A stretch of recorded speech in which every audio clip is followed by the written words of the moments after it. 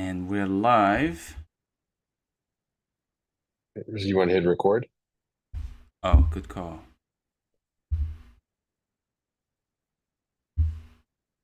Let's do it. Okay. Hello, everyone. Welcome to Quirkcast. I am your host, Tim. And this is Sahil. Welcome, everybody, to a brand new, exciting episode of Quirkcast. If you haven't already, do join our Discord channel. And if you're watching on YouTube, where we do this every Tuesday, 5 p.m. Pacific, 8 p.m. Eastern, do ask us questions during the episode, and we'll get to it. So, without further ado, Tim, let's get to it. So Tim, I'm wondering what is the big deal about symmetries? We talked about symmetries in previous episodes, and like they seem like a nice artifact of particles have these symmetries and like this stuff and that stuff. But it seems like we already have equations to describe everything. So I mean, what gives, like, why bother studying symmetries? Yeah, that's a great question. And particularly for those who are learning physics or who learn physics in high school and college, or even just watching movies, you always see like, oh, physicists is always about scribbling equations on a blackboard, solving these really complicated, equations in computers, simulations. So why bother with these concepts called symmetries, right? Um, and the answer is, I mean, of course, you can always just deal with equations. But the problem is, equations sometimes don't often capture the essence of the physics. And I think physicists, what we care about actually is understanding. So equations, of course, are a tool to understand natural phenomenon. But it turns out symmetries are actually more powerful and sometimes are able to capture more of the interesting stuff with less fluff. So in essence, that's why symmetries are preferable a lot of times and more powerful. Huh. I guess, like, could you give in maybe an example, maybe from like a high school physics type of example where this would be more like apparent. Yeah, I think some examples, like for example, in high school, we study a lot about different motions of objects, right? Mm. And for example, I think one of the first thing you learn is projectile motion. You know, you drop a ball from really high up, it falls, and there are equations that describe how the ball falls. And of course, and there are many equations. You can have equations describing how cars move, how air molecules move, or even how planets circle around the sun. Right? These arguably they are all different equations, and of course the equations do reasonably well. And it turns out that there are more powerful concepts sometimes you can use that kind of just skip over the equations.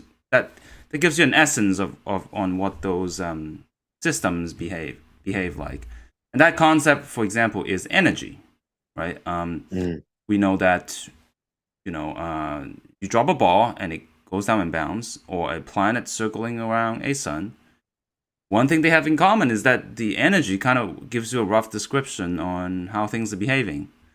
And as a concept, energy kind of tells you a little bit more about the system, and it uses less, right? And you can think of energy as a result of a system having symmetries, although that's not obvious, but it turns out to be true. So that just is one instance. Huh. I guess, like, I think one thing that's a source of confusion for me on this matter is that you like symmetries describe like what, at least from my understanding, is what operations or transformations you can do to a system and then leave the system unchanged. For instance, if you have a sphere and you like rotate it any which way, it still remains a sphere and it looks basically identical. But like, if I wanted to figure out how things like move, for instance, or how things behave, like I don't feel I can purely rely on symmetries to be able to like ascertain that. Like, yeah, like, I mean, how does symmetry explain, like, if I drop a ball and it falls to the ground? Hmm. Like, yeah, that would be my question. Like, it seems that, I mean, I want to like question you putting symmetries on a pedestal. Is that warranted, or is it actually warranted? Yeah, and certainly that's a good question. I think the issue is in physics there are two pieces in a physical system. The one piece is the particular way a system behaves. And we know that different systems behave differently, right? Like you drop a ball and the ball will behave differently depending on which ball you choose, right? So that's one aspect of physics. Another aspect of physics has to do with how all systems behave, roughly, right? And and then good analogy that we can consider is look at certain geometric objects, right? For example, if you look at let's take a cube. If you take a cube and you look at it from different perspective, or better you look at the shadow of a cube, right? Hmm. Depending on how you rotate the cube, the shadow will look different. Yeah, Hmm. and the shape of the shadow might be very complex. But however, there is an aspect of the cube that is essential, right? A cube has 6 sides. It's got all the corners are the same. So that is the essence of cube. While it is true that symmetry doesn't describe it doesn't allow you to describe details of a system. Like it doesn't exactly tell me why a ball will fall down. It Hmm.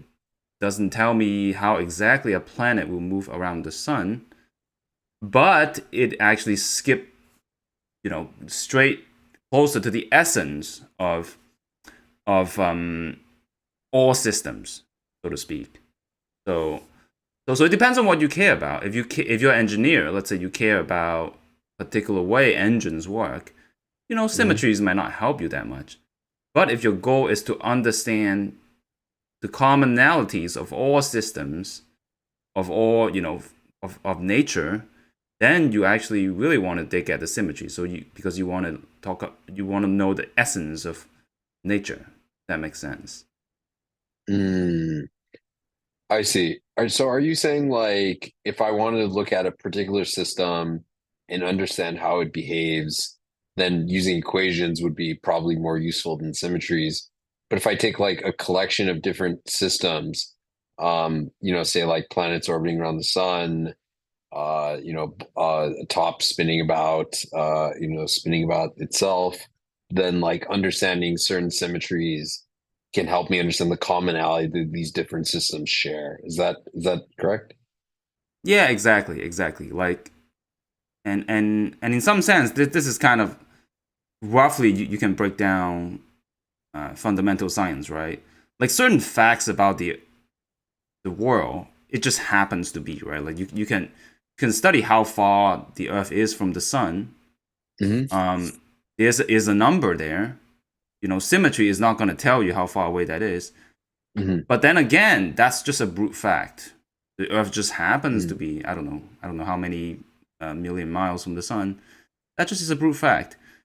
Um, Underlying those brute facts you know, um, are facts about nature. For example, like Einstein's theory of gravity tells you how gravity really works. Hmm. Those if you care about those aspects, the particularities, like how far away is the Earth from the sun, doesn't really matter very much, so to speak. Hmm. Okay. So you're saying like in the grand scheme of things, the finer, like I guess for lack of better words, finer details don't matter as much. It's just like the broad contours of the system matter most so and to understand the essence of it, of what you've been saying. Yeah, because in physics we care more about not just how far away Mm-hmm. our planet is from the sun, but what about all planets? Maybe Mm-hmm. even go beyond all galaxies. So in fact, anything that has gravity, how they behave, those are more important. And it's much easier Mm-hmm. to go to concepts that are more generalizable. And it turns out Mm-hmm. symmetry is one of those concepts as opposed Mm-hmm. to equations by themselves. I see. So, okay, so we've been talking about like equations to describe the particulars of a system, and then we've been talking about symmetries to explain kind of the essence of these systems and what they share in common. Is there any like, I guess, deep relationship between symmetries and the equations of physics that people use? Yeah, indeed, there is. And you can think of symmetry as a way, almost as like a generator of equations, right? Like for, Okay. like for instance, imagine um, im- imagine if I were to push a block, right? Let's say I push it Mm, to the front, and there's some equation describing how that block will move if I push it forward. Yeah, but then it will be very physics will be very complicated if, let's say, pushing it forward is different from pushing it leftward or rightward or up and down, front and back, right? There's mm, there's no reason why there couldn't be an equation for every occasion. You push a block, I push a block, someone else pushes a block. How do we know that it's mm, not a different equation, right? But because of symmetry, we know that, hey, look, up, down, front, back, left, right should be the same. And we know mm, that pushing, yesterday and tomorrow should be the same. It tells us that, hey, the equation must satisfy those constraints. Pushing in all directions should be the same results. And it turns out that mm. if you do that, the number of equations you can write down is very limited. You pretty much end up with the only equation that's possible. And you arrive at, let's say, Newton's law. So this way of thinking about equations is much more helpful than just, a few, Mm. and then just thinking of them as mathematical entities that you plug in numbers and you get numbers out of them. Mm. So what I'm hearing is like, are you saying that that equations are constrained by by symmetries of the system that you observe? Is that right? Yeah, exactly, and it Mm, goes actually a lot deeper in particle physics. mm, It turns out that in particle physics, even though people think that, oh, the equation looks very complicated, it turns out that if you study fundamental laws of physics, there are more and more symmetries, and we'll explain why mm, there seem to be more symmetries when you zoom in. There are more and more symmetries, and it turns out that if you enforce that your equations have a set of symmetries, pretty much you can just write down all the possible combinations. And nature mm, just takes advantage of that. All the possible mm, combinations that also fits in those symmetries, they appear, right? So that's pretty much like mm. equations are just kind of like a brute force outcome of the symmetries that you demand. I see. Uh, Before we get into what you mentioned about zooming in, I want to ask kind of the converse question. Do equations restrict the types of symmetries that you can have, or is it only the other way, one way? I mean, certainly that could happen. I think historically, what Mm, happens is, like the way people study physics is maybe first, let's say back in the days, I think this is a very good example. Imagine, I think Maxwell, a very well known physicist, back in the days they were studying electromagnetism, right? And mm, then they cook up this equation that describe a way for electromagnetic field to propagate. Yeah. mm, So they describe this equation called Maxwell's equation, and that equation is pretty much like experimental fact, right? You can test it out, it works, right? And it turns out that if you look a little deeper, that equation actually has an extra symmetry that you didn't initially proposed, right? And it turns out that Einstein was able mm, to use that equation to deduce that, hey, look, in Maxwell's equation, mm, space and time are treated in a symmetrical way. So mm. historically, a lot of times through experiment, you propose equations. And when you look at these equations, you say, aha, guess what? These equations have an extra layer of symmetry. Then you propose that, hey, maybe these symmetries are more important. And then you Mm. you, you generalize those equations, basically. Oh, that is interesting. I'm assuming for the aficionados out there, you're referring to Lorentz symmetry, right? Yeah, exactly. Okay, okay, cool, cool. That is really interesting. Where that actually makes a lot of sense. Where you came up with these equations, they had this hidden symmetry in them, and then that actually was a more like, I guess, a more generalizable symmetry in some sense. Yeah, and this is true again and again in physics, repeatedly, right? Like Einstein initially Mm, wrote down the equations on how space-time curve, and those mm, equations used to be very complicated, right? It's mm, line pages and pages of equations. But mm, it turns out that if you organize those equations in some ways, there's a beautiful pattern around them. Like certain terms cancel out, and mm, you can group them together in a very nice way. And lo and mm, behold, if you and people discover those mathematical objects using language of differential geometry, they are able to like simplify the equation a great deal. And nowadays, even in particle physics, we don't even think of Einstein's equation as much of a big deal anymore, because once you impose the symmetry of the geometry of Einstein's equation, it's an inevitability. Einstein's equation is just a brute fact of the symmetries of the geometry of spacetime. That is interesting.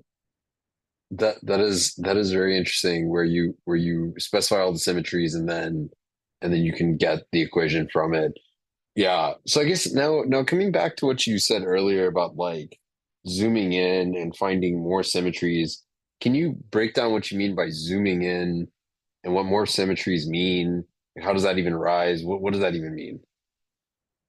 Yeah, and this is kind of a very subtle point that that people don't quite understand when we first study symmetry, because like I told you, in physics, one of the symmetry is that front, back, left, right, up, down, they're all the same, right? And it doesn't matter which direction you point, physics to be the same.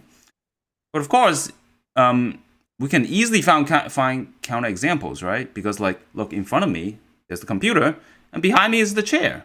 They clearly are not the same. So how come? Like, am I telling you a lie here? Like, what's going on, right? Yeah. So it turns out that there are different ways symmetry manifest, and one of the most common ways symmetry manifests are actually broken symmetries. Basically, it means that nature inherently has that symmetry, but it has to make a choice. It means that the particularities of our universe doesn't obey that symmetry, but the equation has those symmetry. So in a sense, those symmetries are a little bit hidden, right? And that's why that loosely that's what I mean. A lot of symmetries might not be apparent, and when you zoom into a system, you zoom in smaller and smaller and smaller, the particularities of our universe becomes less and less important, and you're able to uncover almost those hidden broken symmetries. So let me try to see if I can understand this like via example. Say you were to take like a gas of some particles, and they're just bouncing up down, left, right, sideways, all over the place. So there's this kind of symmetry in some sense that doesn't matter what direction you're going. But then you cool down this gas and it forms a solid that is a very kind of like oddly shaped structure that definitively doesn't have like the same symmetry as the gas, for instance. And so in some sense, like you've broken the symmetry because nature has to settle in some state. Any one of those possible states that it could settle in, or configurations of like how the solid could have formed, or maybe are equally likely, for example, and nature just chose one because it just happened to be the configuration of that state at that particular point in time. And then, but if you zoom in enough, like small enough, you'll notice that each individual, like, I don't know, molecule, atom, I don't say molecule because like molecules may have orientations, but like each individual like particle that makes up the molecule still has that symmetry of like, it doesn't matter whatever direction it's going or whichever direction it's pointing. Am I understanding that? Is that a valid analogy or? Yeah, that's fair, but probably the analogy can be simpler, right? Like the way I like to think about for it. The way I like to think about it is that nature is kind of like it's like going to Las Vegas. You play Monte Carlo game, right? Like imagine you're playing poker or blackjacks, whatever your favorite game is, right? Like you were dealt some cards. Let's say you got, I don't know, the Queen of Hearts, right? Yeah. You might wonder like, well, what the heck? I got this card. I don't know if it's a good card or not. Yeah, basically, nature has to be dealt some card.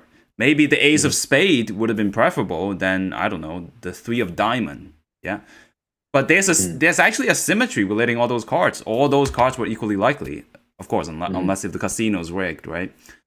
But nature is like this. It's like this. We believe nature is not a rigged casino, and our universe were dealt one of those cards, and of course, there are particularities of the card. Oh, it could be a jack, it could be a 10, it could be a 5. The suit could be different. It could be a diamond. It could be club. Who knows? But we know that if we sum up all the possibilities, the symmetry will be evident if you look at all the possible cards. But we will only dealt one. We only have one universe to examine. And so that's where we at, right? Like, the Earth is here. We're just dealt this card. The sun is here. And in the same way, like, we have different particles, protons, neutrons, electrons, and, quarks and gluons. Those are kind of like the cards that we were dealt. That's the way physicists think about it. Mm-hmm. I see. I see. That is actually a similar analogy. So, okay, so you're basically like dealt cards. Any one of these cards can be equally likely, but you're dealt a card, so it's like nature has to choose something to happen. So can we come back to how does this broken symmetry relate to like a chair behind you, a computer in front of you? Is it just that like any one of these, it could have been the other way around where the chair could have been like in front of you, computer in the back. I mean, this analogy is a little bit silly because it can be broader than that, but like essentially like you could imagine you're facing the other way actually. And so what you called back is front and what you called front is now back. Yeah, pretty much. And if you look at the history of cosmology, these accidents or particularities of our universe was amplified each step of the way when the universe was created, right? So the universe started out with a lot of symmetries, but at some point, you have a plasma, the universe is expanding. At some point, certain spots got to be hotter, certain spots got to be cooler, just because it has to choose. There's some fluctuation. Then the hot spot turns into galaxy, and again, the cold spot becomes void. And then these hot spots eventually turn into planets and Earth and all that. And humans come to existence. So you can see, like, it could have been any other way, really. Like, no one would have had throw a fit about the particularities. But yeah, the at each step of our universe, more particularities were created, and kind of in some sense more symmetries were broken. And then these symmetries kind of become hidden, right? And then sometimes it becomes a surprise when we discover them, and that's kind of the interesting aspect of these ideas behind symmetries. Fascinating. I guess like okay, so they're hidden symmetries, and then I guess one question I have is like, are all these symmetries actually like symmetries in terms of the way you're describing, like understanding the essence of the system, or can there be things where like there's like a fake symmetry, like you think that there's symmetry, but there actually isn't? Yeah, that's a great question. So, certainly there could be fake symmetries. They could. So, for example, there could be accidents. Things that kind of look the same, but really there was no reason for them to be the same. And then there are situations where things don't look the same, but they really are the same inherently. And it's actually not so easy to tease those out. And we actually have examples of all these symmetries in physics. And that's one of the difficulties. Could you give like I guess like a visual example of like something that appears like a symmetry, but really is not the symmetry if you like zoom in or you get to the essence of it? Yeah, and the examples are plenty, and usually these are in emergent systems. And what I mean by that is just systems with a lot of moving parts.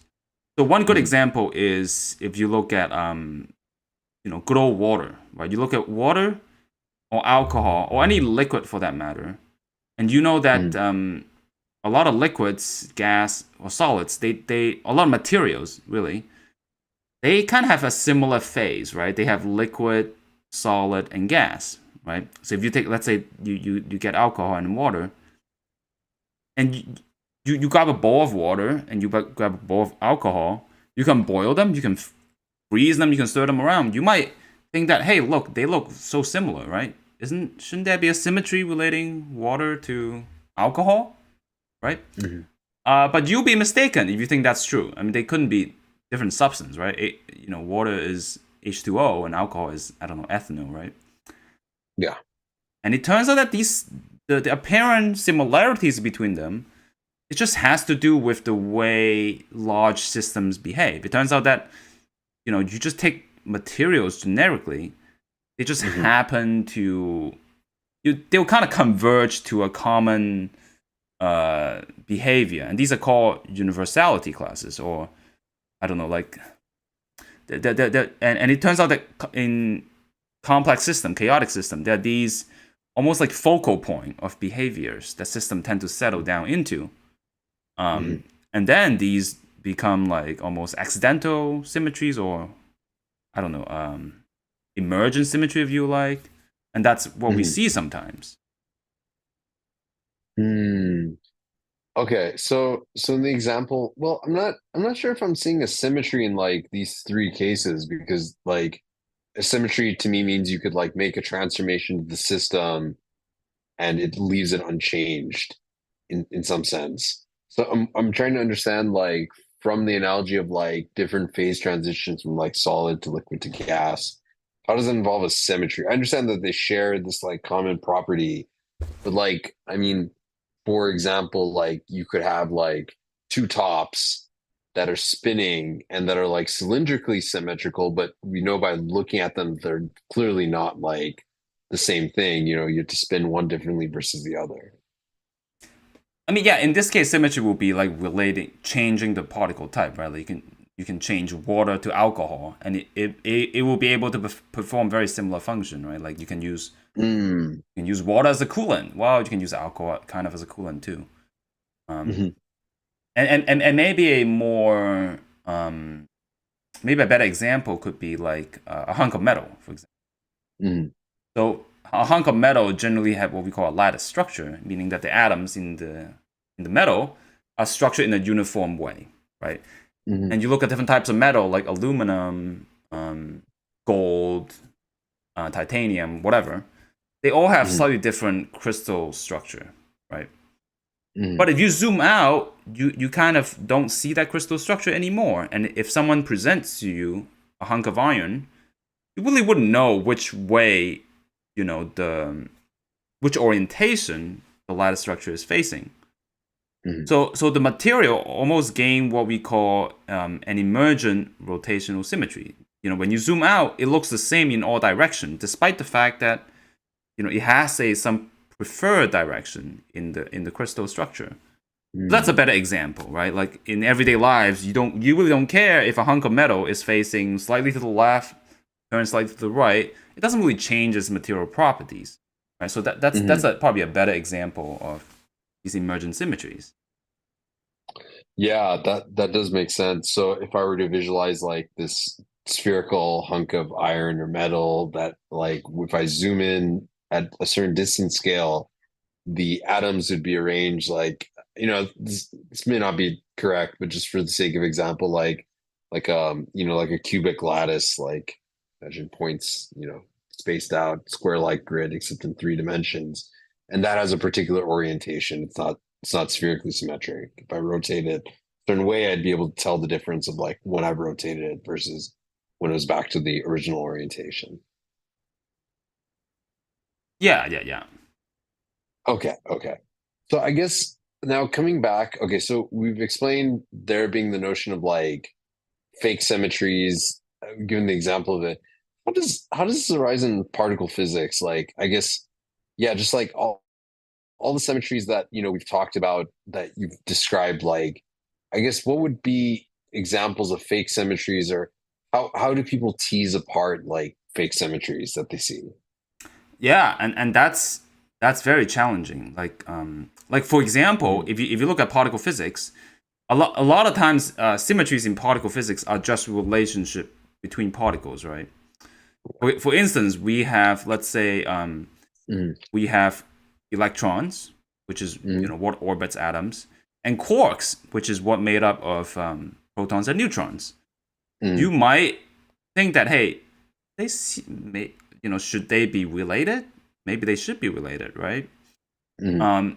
And if you try to relate them, you will have to demand a certain type of symmetry, right? There's a way to kind of convert a quark into an electron, and if you Mm-hmm. do that, you this is one of the theoretical model in particle physics. You will be prescribing what we call unification. You basically have to, because quark have color forces, which is different than electromagnetic forces, and electrons have only electromagnetic forces. So you kind of have to be able to, if you were to convert a quark to an electron, you have to convert the color force into electromagnetic force. So if you were Mm-hmm. to do that, there has to be a new symmetry.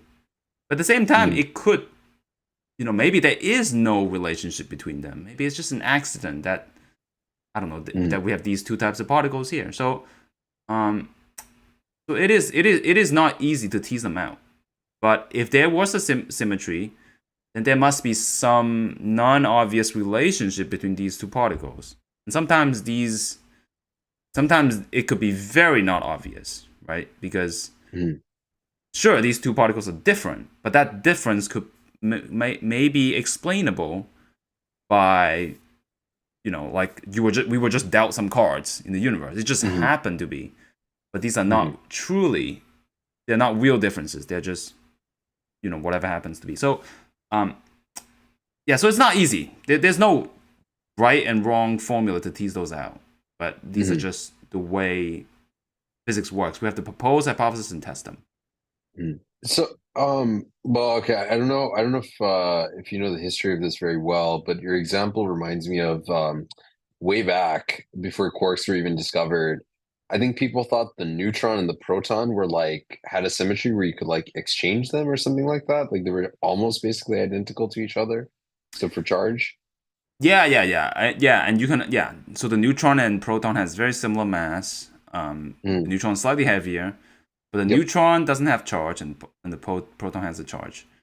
And Hmm. and what you describe actually turned out to be true. Actually, it's not a fake symmetry, and there is what we Oh. call they're related by the weak forces, and in order for the weak force to operate, there has to be a symmetry that the weak force operates on. Mm. Um, I and usually, see. usually when there's a force, there's a symmetry linked to them. So yeah, there is a symmetry linking protons and neutrons, and we can explain why they are so similar to that. And it turned out to Mm. be true. Gotcha, gotcha. That that makes sense. Yeah, so we're almost at time. So I wanted to give you a chance to leave the audience with any like I guess like overall kind of like big picture of like usefulness of symmetries, how that relates to equations, and kind of like summing up what we talked about. Yeah, I think I just want to emphasize one point that in physics, the way movie depicts it's always about complicated math, complicated equations, complicated computer simulations and all that. Mm. Um, but I think we like really research level physics. A lot of times we just think of those equations as tools or those very complicated programs we use or calculational tools. Those are just tools to uncover something deeper, and that deeper thing is a lot of times they are symmetries. Symmetries and can often be summarized just by describing them, what they are, and they don't really come with equations. I can Mhm. describe the model of particle physics as just a set of symmetries, and then nature fully utilized those symmetries. And Mm. this kind of is one of the beauties of physics. We are not really just calculators calculating things, right? Those are mostly engineering, I would say. Physics is about uncovering beautiful patterns. And there's a little bit of a Mhm. detective story there too, right? Like you have to tease out, hey, which one is real, which one's fake, what's what's worthwhile direction to pursue. How to relate one thing to another. That's really what Mhm. fundamental particle physics is about. And we've uncovered some fantastic symmetries, and there have been Mhm. proposed some brilliant, really imaginative symmetries that are yet to be tested, and maybe we'll cover those in later episodes. Hmm. That yeah, that makes sense. I guess one quick thing that we can maybe give a very like a super high level overview of this, but like each from my memory of particle physics, I remember that each symmetry corresponds to a conservation law. So essentially, like I give you a set of conservation laws, and then that can also constrains a set of equations or possible combinations that can form. Is that understanding correct as well? Yeah, I would say these, what you mentioned. This is just a mathematical fact. I mean, yeah, symmetries Mm, help us describe systems, and it also lead to what you call conservation law, and that just happens to be a fact. When you combine multiple mhm, symmetries together, you can deduce that mathematically. But I would emphasize more on the symmetry mm, aspect, and there has been recent advances that shows that hey, mm, not all symmetries come with the conservation laws in the conventional sense. I mean, there has been new mhm, research in that front. So it's just to re-emphasize. It's important to think of symmetries in this. mm. I guess maybe, for lack of a better word, it makes sense to put symmetries on a pedestal because it is the number one guiding principles that Mm, physics has, and that's how we mm, describe nature. Really, not through equations, but through symmetries that we have uncovered. mm. Yeah. And then last point I want to touch upon is that like this is something you and I were discussing and want to just ask you about this for the sake of the audience is can we imagine the current so imagine you had that cube example and you have basically the shadow of the cube you rotate the cube in a particular orientation there's a particular kind of shadow that doesn't look very like cube like it's only if you go to like the third dimension do you actually see the cube as is but on two dimensions it's hard to ascertain like what shape it actually is. So can we think of the set of equations that we have describing particle physics as like that projection, that shadow of that cube onto the surface, and that like the essence of what we're looking for is the actual cube itself? Yeah, exactly. I think that is exactly the point, and that's Mm, yeah, and indeed, when an undergraduate, let's say, go through all the physics courses, you learn all these equations, mhm, and then but once you go to higher level into a graduate course, you realize that yeah, those equations are kind of like projections, right? They're kind of like mhm, if you look at a particular system in a particular angle, yeah, you get these sets of equations. But really, what matters more is the shape, that gives you those equations, and those often come from symmetries. They come from mhm, geometries. They're geometric mhm, objects that are kind of beyond equations, basically. mm. Yeah, I hope in a future episode we can like cover more of like the geometrical nature of like I guess just of our reality. But yeah, on that note, I want to thank everybody for joining us and we'll talk to you next week. Yeah. Thank you all for joining. Bye. Yep. Bye.